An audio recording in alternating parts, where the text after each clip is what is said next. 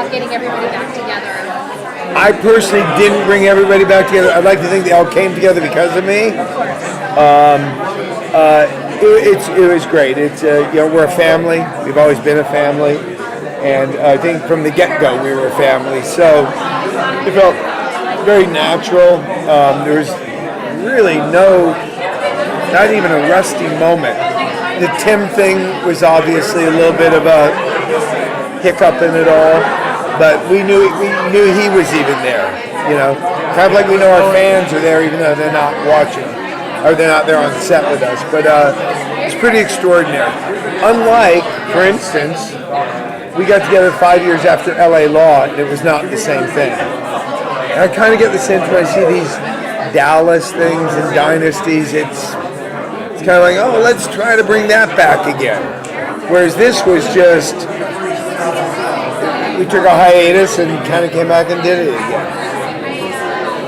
Better than before. I'm telling you, this movie's going to be just awesome, I can tell. Yeah. What can you tell us about what Henry's been up to? Henry has decided to stop fighting the tide, and he's gotten a little hipper, sold his house to Lassiter, lives in a loft with very cool, hip, young people. Probably found himself a young girlfriend or two. Or 4. 2 a weekend. But he does keep an eye on his boat, which tells you he bought a loft where he can keep an eye on his boat, so he's not completely not Henry. It's like, if you see somebody mess with his boat, off come the hip clothes. But he's gone, but there were always shades of that. Remember Henry got manicures and pedicures in an episode, and Henry went and got massages. And so Henry always had a leaning toward the finer things in life, but his sort of macho police-o stuff sort of stopped him. Now he's all in, wearing black. You said he's Henry 2.0? Henry 2.0. Yeah, new Henry. Yeah. So did you miss the most about playing Henry?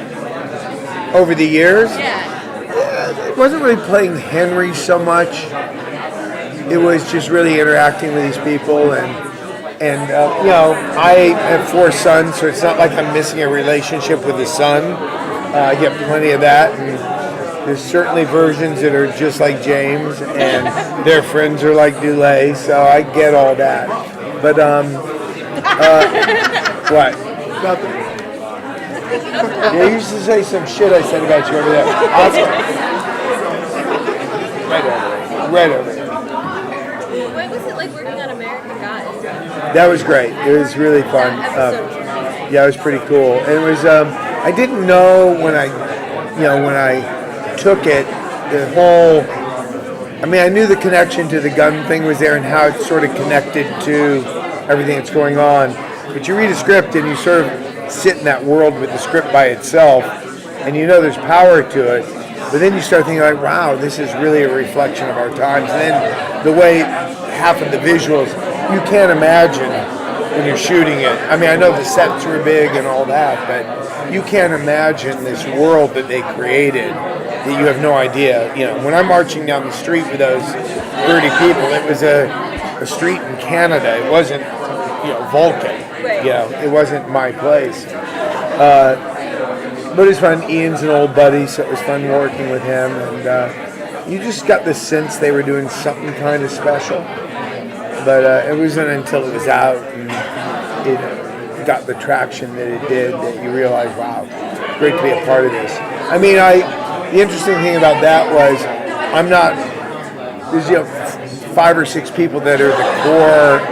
I'm sort of like Woody in this, or I'm like any of these characters who've been around, over and over, but you're still not part of the group. So he's, it was a bit of an outsider, but yeah, thanks. I enjoyed it. It was great for me to be able to do that, so people could see that I can access that side of things. So you mentioned your time on LA Law, and now through the years, how has television changed for you as an actor, like the scope and just the way it's changed? The work is basically, the work is the work. You try to do the work from the memorizing your lines, showing up and hitting your mark to, giving it.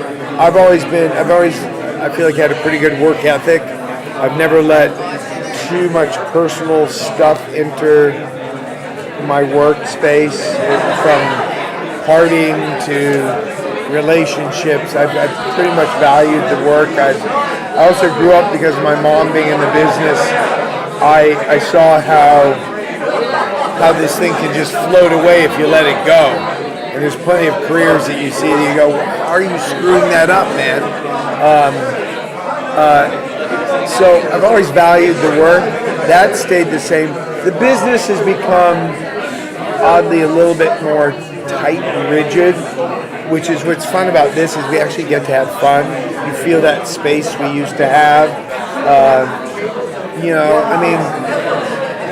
All the politically correct shit, I guess, is new-ish.